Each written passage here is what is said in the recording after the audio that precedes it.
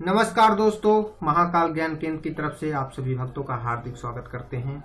आइए सबसे पहले मैं पौराणिक कथा शनिदेव की शुरू करने से पहले श्री गणेश जी का ध्यान करूंगा। आप सभी भी कथा सुनने से पहले गणेश जी का ध्यान करिए।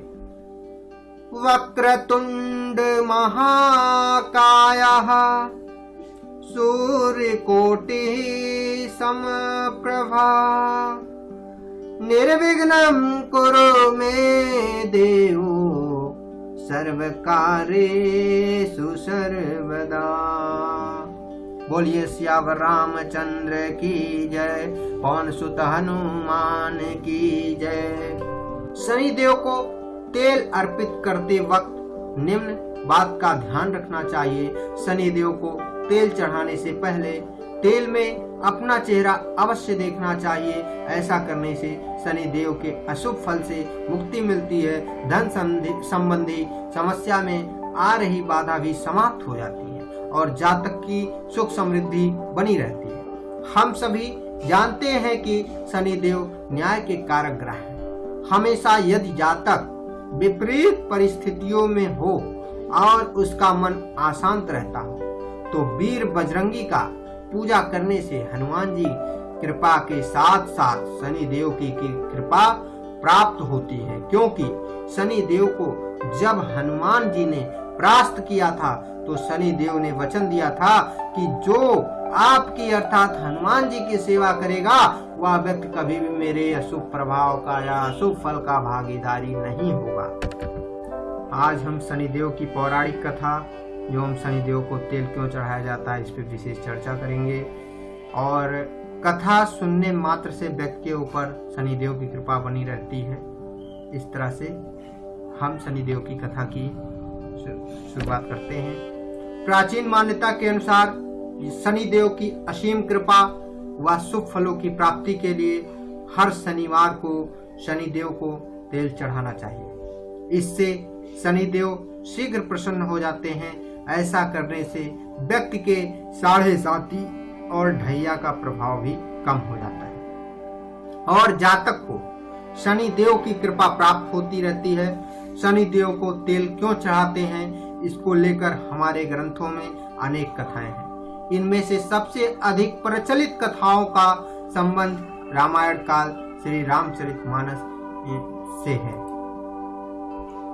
एक समय की बात है, शनिदेव को अपने बल और पराक्रम पर बहुत ज्यादा घमंड था।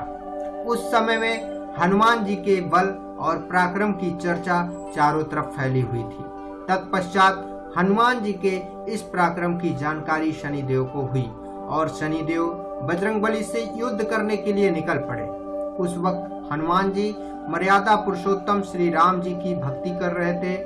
वहां पर शनिदेव आकर के हनुमान जी को युद्ध के लिए ललकारने लगे, परंतु भक्ति में लीन हनुमान जी शनिदेव से युद्ध न करने के लिए आग्रह किए। फिर भी शनिदेव नहीं माने और पुनः युद्ध के लिए ललकारने लगे। अंत में हनुमान जी भी युद्ध के लिए तैयार हो गए। शनिदेव और हनुमान जी के बीच में भयंकर युद्ध हुआ जिसमें शनिदेव पराजित हुए।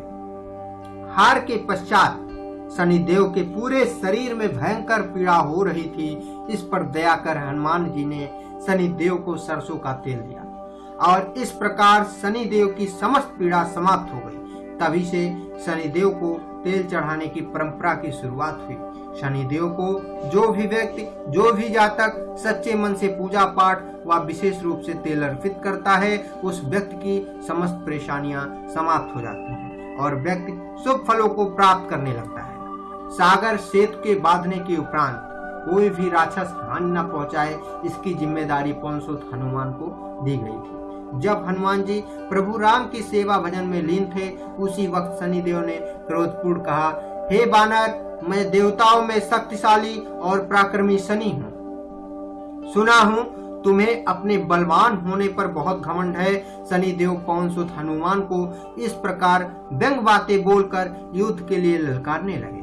हनुमान जी ने शनिदेव को आदर पूर्वक समझाने की कोशिश की कि हे शनिदेव, मेरी पूजा में विघ्न न डालिए, परंतु शनिदेव एक भी बात मानने को तैयार न हुए। उसके बाद शनिदेव को हनुमान जी ने अपनी पूंछ में लपेटकर कसने लगे। शनिदेव ने अपनी पूरी ताकत लगाने के बाद भी नहीं छूटे। अंत में शनिदेव पीड़ा से व्याकुल होने लगे। हनुमान जी ने सेतु की परिक्रमा कर शनिदेव के घमंड को तोड़ने के लिए पत्थर पर पूंछ को झटका देकर पटकना शुरू कर दिया। इससे फिर एक बार शनिदेव परास्त हुए और भयंकर पीड़ा उत्पन्न हुई।